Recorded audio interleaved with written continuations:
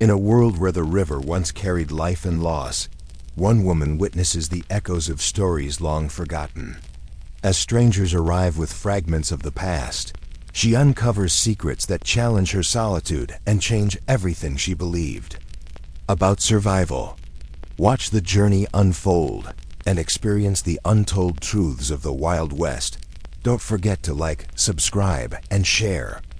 The next evening, as the light bled away across the horizon, Sarah found herself staring westward, her rifle laid across her knees, the dry earth groaning beneath her weight as she shifted. The valley of the dead river was quiet, but it was not. The stillness of peace, it was a silence that felt like breath held, as though the land itself waited. Her days had become ritual, driven by survival. But beneath those hardened routines was a loneliness that gnawed at her in the hollow hours. When the wind whispered through the grass and the stars wheeled endlessly overhead. For 13 years she had lived on the edge of where water once ran, clinging to the broken cabin her father built, clinging to the memory of what life was before the river disappeared, before the town dried into dust and was swallowed whole by silence. But that night, as twilight deepened, she felt something shift. The air carried a faint trembling, a vibration too steady to be wind or storm.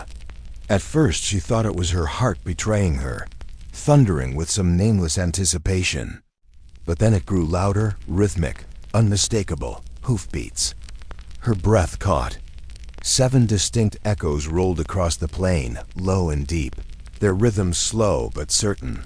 Riders.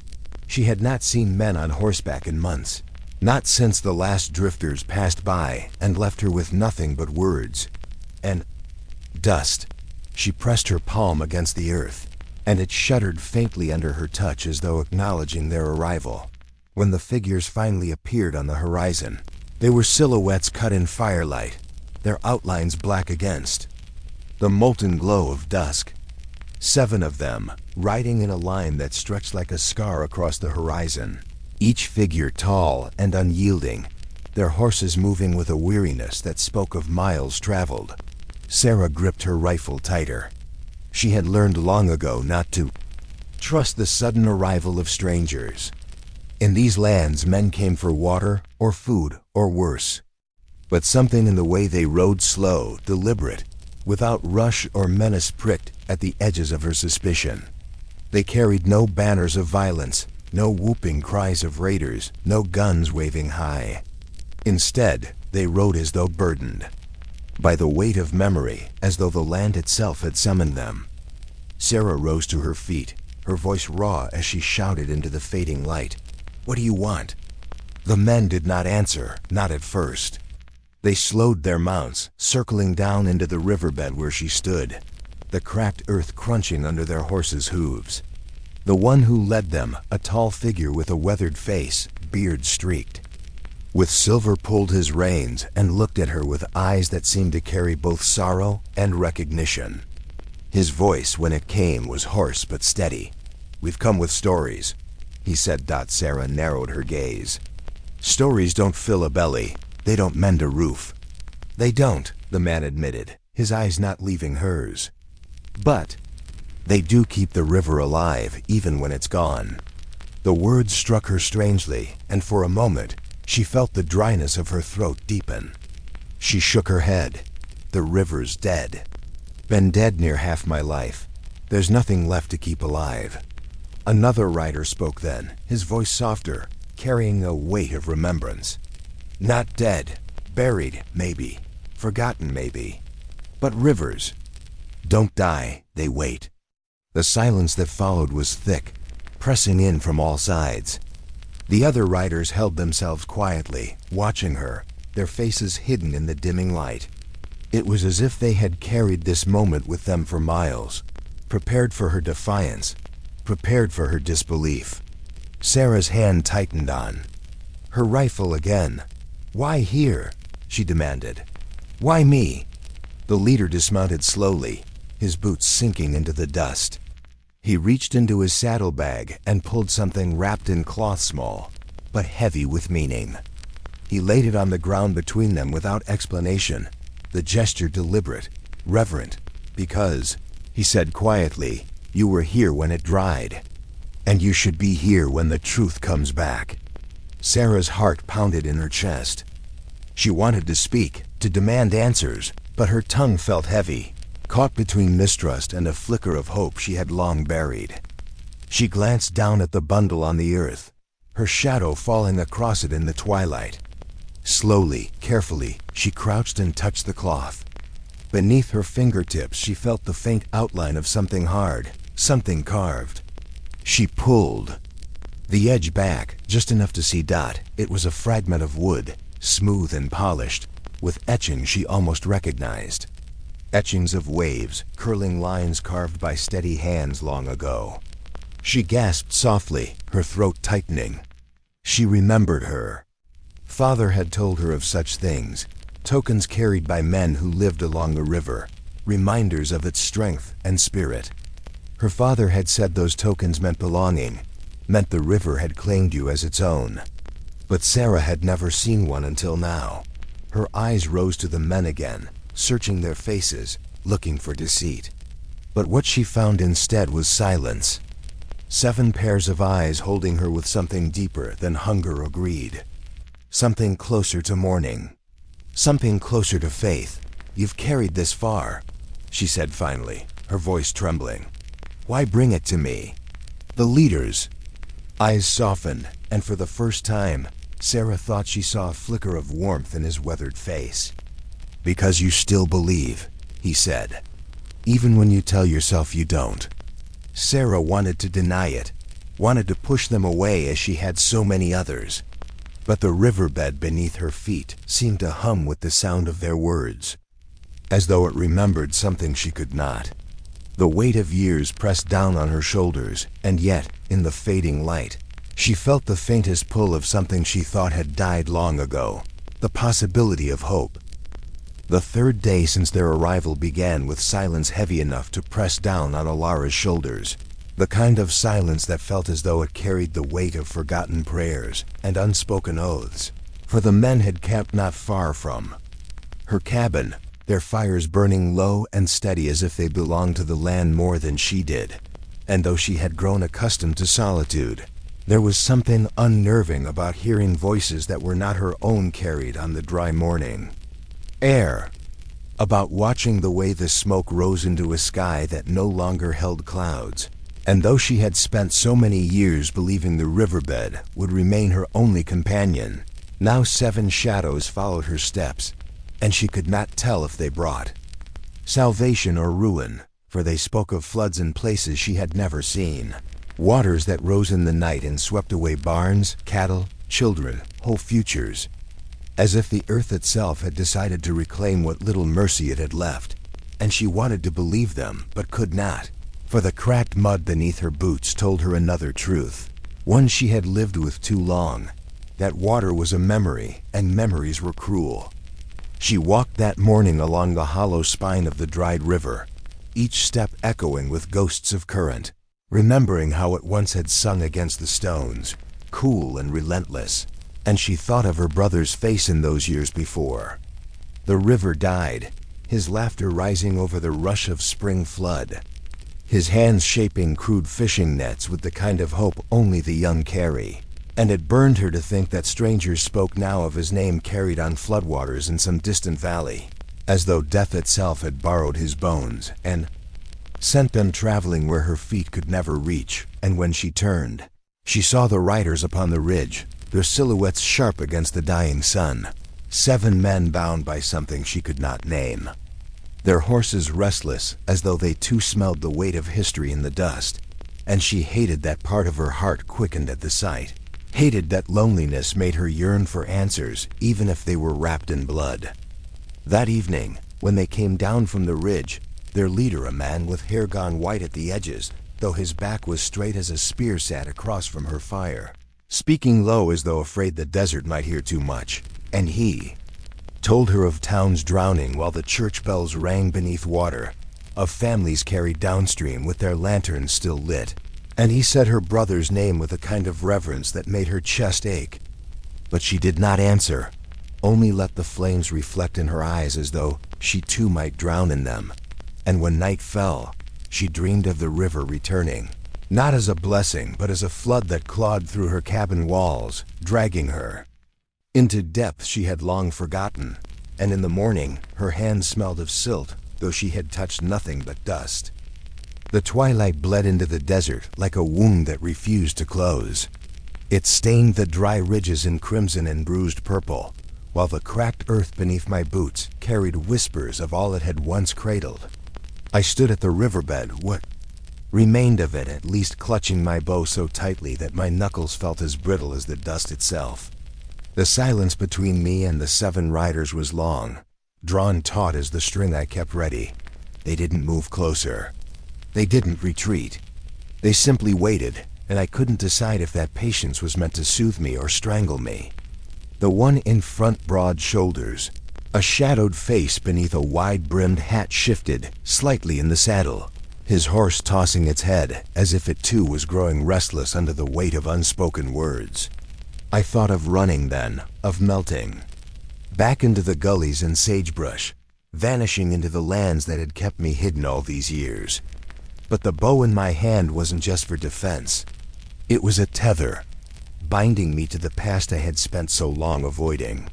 And these men, they had ridden in with stories of a flood in a land that had forgotten what water felt like. Speak, I finally said, though my voice came out cracked, raw like the earth under me.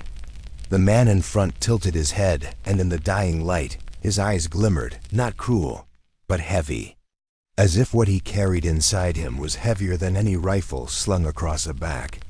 We rode far to find you, he said. We carry stories you've been running from. Stories that began here, where the river once lived. The words struck harder than a bullet. I had been a girl when the river dried, but I remembered the sound of it retreating, the trickle, then the silence. I remembered my father standing, waist deep in a hollow that had no water left, his palms pressed into the mud as if he could will the river back through sheer devotion. I remembered my mother's prayers, whispered so fiercely they frayed into curses. And I remembered the day the flood had been spoken of for the first time, not as a dream, but as a punishment. My bow lowered a fraction, though my body didn't relax.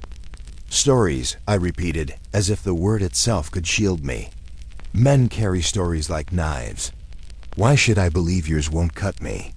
The man dismounted then, slow, deliberate, his boots sinking into the dust that puffed up like smoke.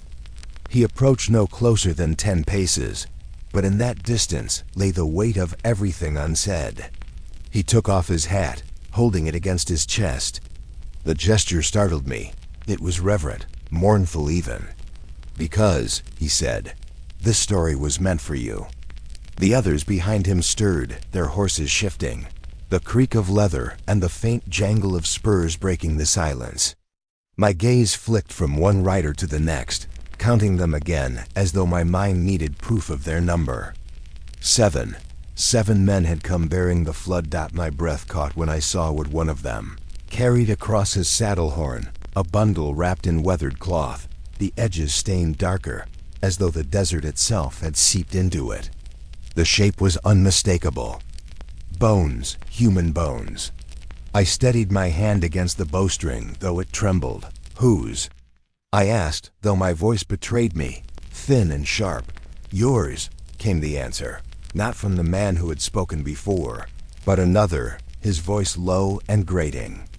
Your blood, your brother. The flood returned to me then, not as water, but as memory, surging inside my chest, drowning me in what I had tried to bury beneath silence.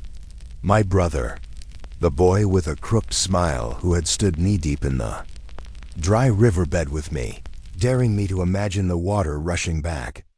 He had gone missing when the drought turned cruelest, his absence swallowed by the land as though the desert had claimed him for its own. And now, years later, his bones had been carried back to me by 7 strangers who smelled of dust, sweat, and a grief too heavy to belong to me alone. I staggered, almost falling to my knees, but I didn't. I couldn't. Instead, I let the bow fall slack against my thigh, the string sighing as though relieved. My eyes burned, but no tears came, The desert had stolen them long ago. The man in front, hat still pressed. Against his chest, bowed his head. "The flood is not water, woman," he said. "It is truth. And truth waits for no one. It drowns us all the same." The desert night began to creep in then, slow but sure, stars pricking the bruised sky while the horizon still smoldered. I felt the riverbed beneath me, not as dust but as memory, the ghost of water threading through my veins, urging me to listen, urging me to stay. 7 men, 7 stories, and one bundle that threatened to break me. I realized then that the silence I had lived in all these years was not safety. It was drought. And like all droughts, it was only waiting for the flood. A deep unease had already begun to coil within Clara long before the men reached her door. She felt it in the silence of the valley, in the way the wind carried no scent of water, in the way the cracked earth beneath her boots seemed to echo with something more than emptiness. She told herself it was just the drought speaking, the dry land whispering its parched secrets into her bones. But when she heard the steady approach of hooves on dead soil, she knew it was something more. 7 riders emerged from the wavering horizon, dark against the dying light, and though they rode with no haste, there was a weight about them that felt inevitable, like a storm that had already broken far away and was only now reaching her. Men looked worn, sun-blackened, their faces carved by years of trail dust and sorrow. Their horses, lean but proud, carried them with the tired grace of animals that had seen long miles and longer silences. Clara didn't know their names, but in the first glance she knew they were men bound by something heavier than chance. They rode not as wanderers but as witnesses, and the air around them seemed to carry a strange heaviness, as though they had brought with them not just their presence, but a story too big to be held in their throats alone. When they dismounted, the ground itself seemed to exhale dust in recognition. They didn't ask for water, there was none to give, and they didn't ask for shelter, though Clara could see in their weary eyes they would have welcomed it. Instead, they gathered near the remnants of her well, where once a stream had fed her land and her life, and they stood like men waiting for a confession, or perhaps to deliver one. The leader, if leader he was, stepped forward. His beard was gray, his hat low, his eyes carrying the faint glimmer of rivers long vanished. He didn't ask her name. He simply said, his voice raw as sand, "We've come from where the flood still speaks." The words struck her like a blow. Flood. In this land, such a word was half dream, half curse. She hadn't heard it in years, not since her father's stories of the old days when rivers ran like veins through the desert, when the land sang with life. And now, 7 men stood before her, claiming they carried stories of waters that still ran, waters that had drowned rather than vanished. She wanted to laugh, wanted to spit at them for weaving ghosts into her thirst, but the gravity in their faces made mockery impossible. She asked them nothing at first. Silence pressed between them, heavy as the dust that clung to her skin. But finally she said, "If you've come with lies, take them elsewhere. If you've come with truth, then speak it plain." And they did. They told her of a valley far beyond. The desert, where rains had come sudden and merciless, where rivers once dry had risen up with vengeance, swallowing farms, homes, and the bones of the forgotten. They spoke of drowned horses, of fields turned to swamps, of mothers clawing at waters that carried their children away. The flood had been no blessing, it had been ruin. And yet, within their voices, Clara heard something else, a current beneath the words, reverence. As though even in destruction, water had revealed its power, its inevitability, its right to return when it willed. Listening, Clara felt her throat tighten. She had lived her life in a land of absence, where every cracked furrow was a prayer. Unanswered, where each day was a bargain with thirst. To imagine too much water in abundance, water destroying rather than sustaining, was almost unbearable. And yet, she hung on their words, drawn to them as though each syllable was a drop against her parched tongue. When they finished, the leader looked at her, his expression unreadable. "You've lived where the river dried," he said, his voice low but certain. "But not all rivers dry forever. Some rise again when the time comes. And sometimes they carry with them more than water." The men did not leave that night. They stayed, sitting around the ashes of her long-dead fire, their faces lit only by the indifferent stars. Clara watched them, suspicion and longing warring within her. She wanted to demand why they had come to her, why she, of all souls in the desert, was the one who must hear their story. But a deeper part of her already knew. The river had not only dried, it had carried something away with it, something that perhaps only these men could return.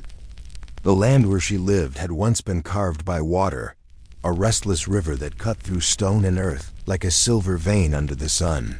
But that was before the long summers came and stayed, before the sky closed itself and forgot the weight of rain, and now the river was nothing more than a scar, a bed of cracked clay and brittle weeds where rattlesnakes slithered between dry bones of driftwood.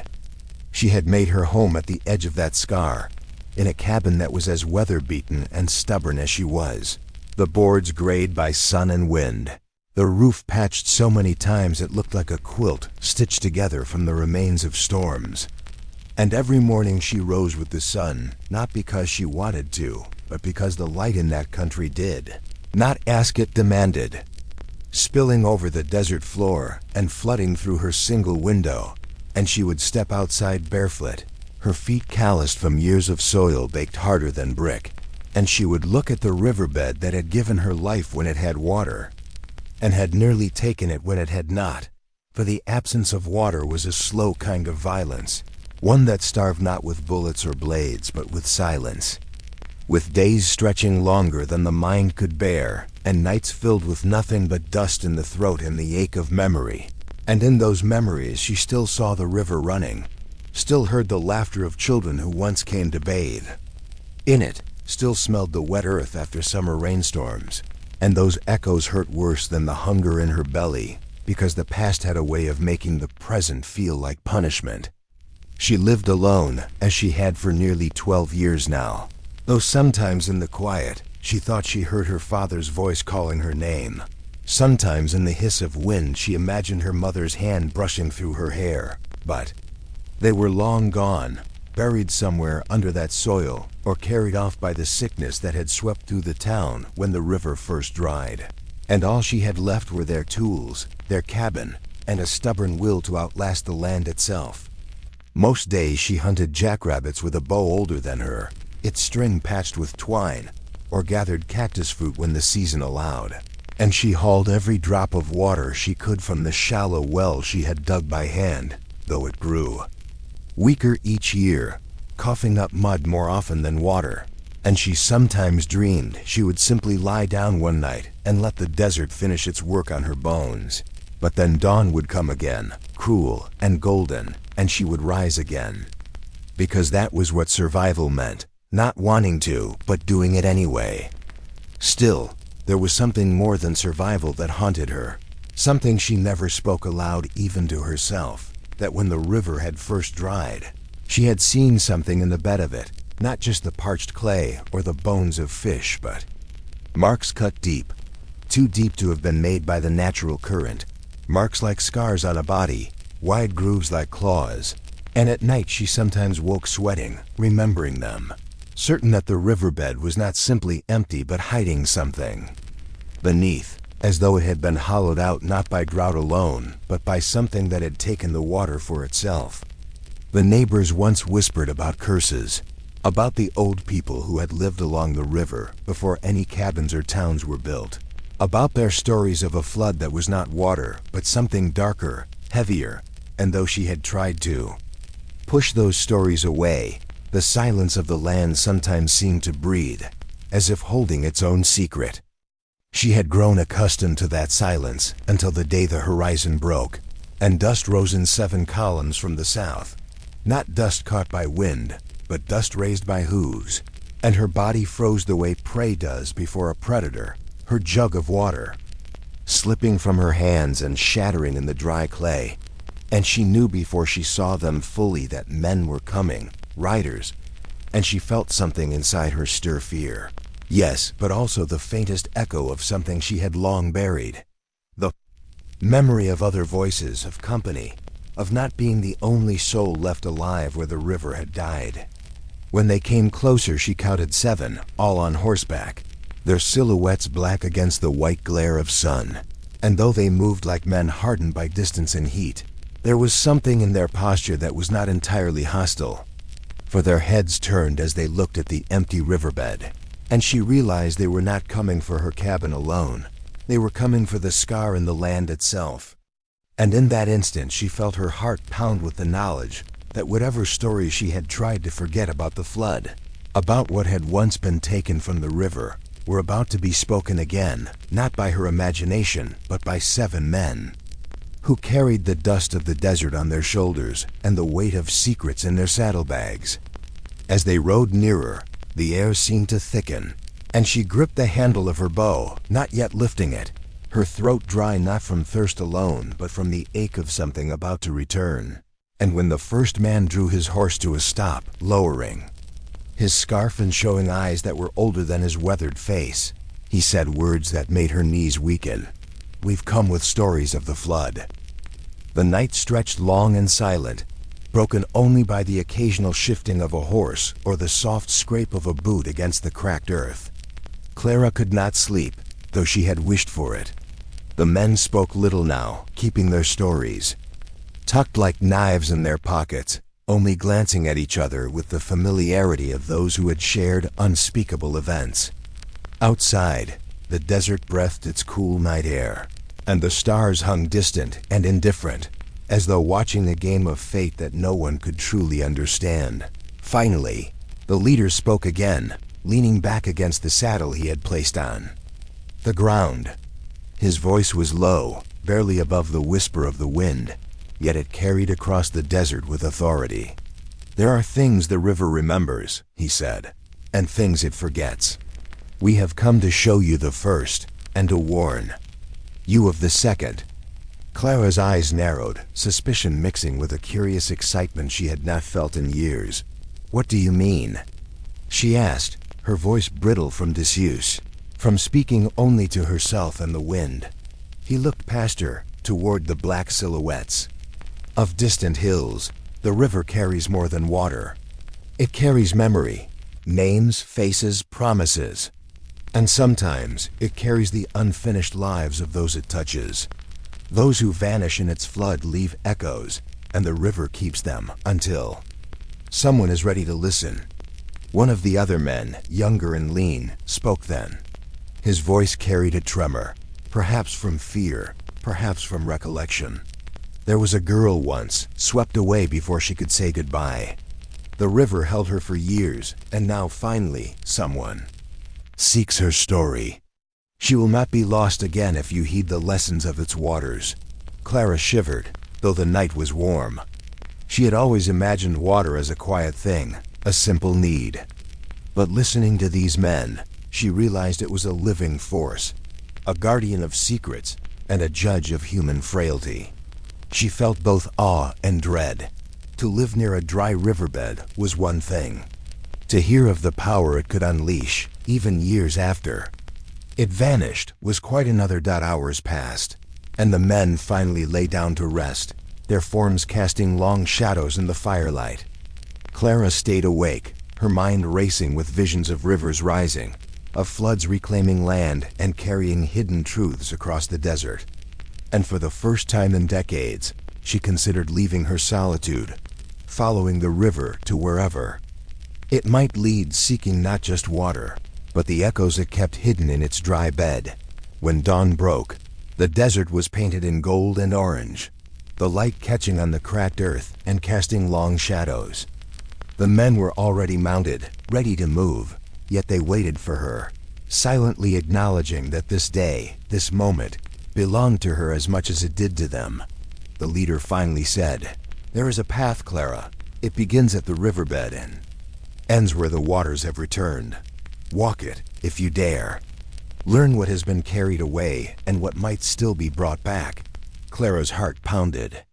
The choice lay before her, Stay in the barren safety of her desert solitude, or follow. The stories these men had brought, risking everything for truths she had long forgotten even existed. Clara spent the morning preparing for a journey she had never imagined she would take. The 7 men had packed their supplies with quiet efficiency, their eyes never leaving her, as if they were ensuring she understood the weight of the choice she was about to make. She checked her own satchel, making sure she had water, dried meat, and the few personal items she could not bear to leave behind.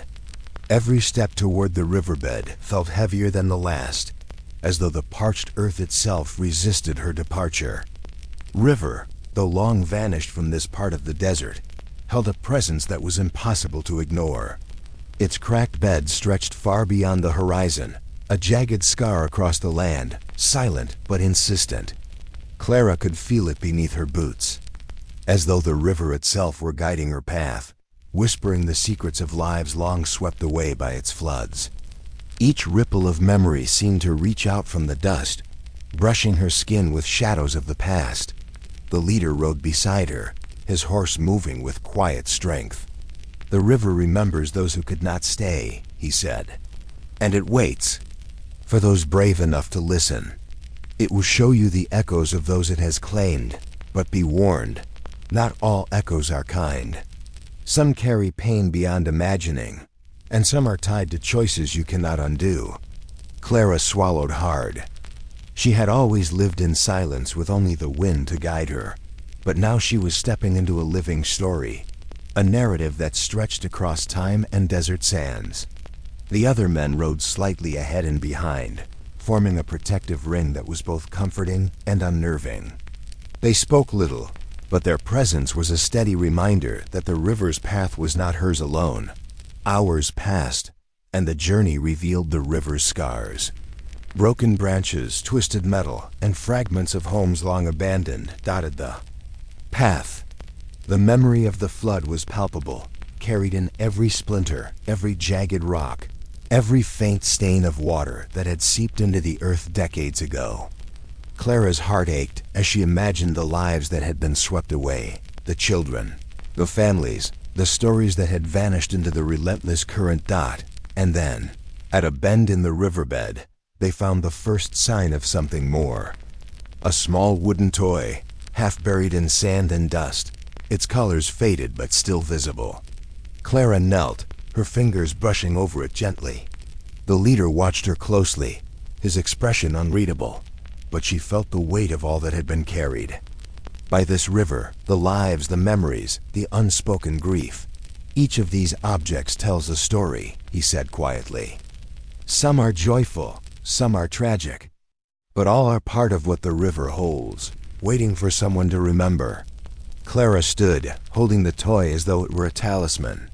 The journey was far from over, but for the first time, she felt the river, guiding her not as a threat, but as a conduit for understanding. A path through the silence she had called home for so long. The sun was high now, blazing down on the barren riverbed as Clara and the men continued their slow march. Dust rose with each step, clinging to their boots and clothing, as though the desert itself were insisting that every movement be earned. Clara's arms ached from carrying her pack, but it was the weight of memory, not mere physical effort, that pressed upon her. Every object, every fragment of the river's past seemed to speak to her, demanding acknowledgement. As they rounded a bend, the riverbed widened, revealing a scene both haunting and beautiful. Broken remnants of wooden buildings, now mere skeletons of their former selves, leaned precariously as though holding on to the memory of lives long gone. A rusted wagon wheel half buried in sand caught Clara's eye, its metal rim twisted but enduring. She crouched to touch it, feeling the cold metal under her fingers, and a shiver ran down her spine. The river had not only carried water, it had carried lives, dreams, and heartbreak. One of the men, tall and broad-shouldered, gestured toward a cluster of tattered clothing, faded and fragile from years in the sun. "These were left behind," he said, voice low. "Some never made it out. Some were forgotten by those who survived, but the river remembers." Clara's gaze shifted, scanning the landscape, trying to connect names with these silent witnesses. Faces of people she had never met pressed themselves into her mind. A child clutching a worn doll, a mother reaching for her lost son, a farmer staring helplessly as his land was claimed by the flood. She realized the river was more than a passage, it was a living memorial, preserving moments of triumph, despair, and longing. The leader nudged his horse forward. "We are approaching the place where the water vanished," he said. "This is where most forget. But you will see why it matters to remember." Clara's heart pounded. Ahead, a shallow pool of clear water glimmered in the desert sunlight. An anomaly in the dry expanse. Reflections danced on its surface, and for a moment, Clara saw shadows of faces staring back at her, ghosts of those carried away by the flood, each one lingering as if waiting for recognition. The air was thick with history and emotion, and Clara felt an almost unbearable pull to acknowledge every story, every lost life. The younger men moved quietly around her, some kneeling to inspect objects left behind, others scanning the horizon. The leader's gaze remained fixed ahead, unblinking, as though he already knew what the river would reveal. Clara felt a strange sense of unity with these men, strangers brought together by circumstance, each of them part of the river's story now. As they lingered by the water, Clara felt a small shift in her understanding. This journey was not about the past alone, it was about the choices made in its shadow. The river's secrets were being entrusted to her, and she knew that remembering, honoring, and learning from them would change everything she thought she knew about solitude, survival, and connection. The late afternoon sun cast long shadows across the cracked riverbed as Clara and the men continued onward, their pace slower, now deliberate, weighed by the gravity of the memories that surrounded them. Each step seemed to stir the dust of the past, sending tiny particles into the air that shimmered in the golden light. Clara's eyes were drawn to every fragment of what once was splintered beams, rusted metal, faded cloth, each item telling its own story. Whispering secrets long carried by the vanished waters, the leader rode ahead slightly, his posture rigid but his movements careful. He gestured toward a pile of remnants, fragments of the family's possessions, bowls, worn shoes, a cracked porcelain doll. "They came here seeking refuge when the flood rose," he said, voice low and reverent. "They left pieces of themselves behind, fragments the river refused to swallow completely. Some waited for years to be remembered." Clara knelt, brushing her fingers over the dirt-stained toys. She imagined the children who had once held them, laughing before the river came. Her chest tightened as she felt the weight of their stories pressing on her heart. The desert, once silent, now felt alive, with echoes of lives interrupted and hopes abandoned. Every step forward carried her deeper into the intertwined tapestry of survival and loss. One of the younger riders spoke quietly from behind, his voice trembling. "I can almost hear them, the voices of those who waited. They speak in whispers, carried by the wind, urging us to honor them." Clara turned to look at him, the wind tugging at her hair. "I hear them," she said softly. "Not just whispers. Cries, laughter, everything left behind. The river may have dried, but it never forgot." The leader's gaze swept across the barren landscape. "Soon you will reach the point where the river once ended," he said. "Here, the last stories remain unclaimed. You will see the moments frozen in time, waiting for someone to bear witness."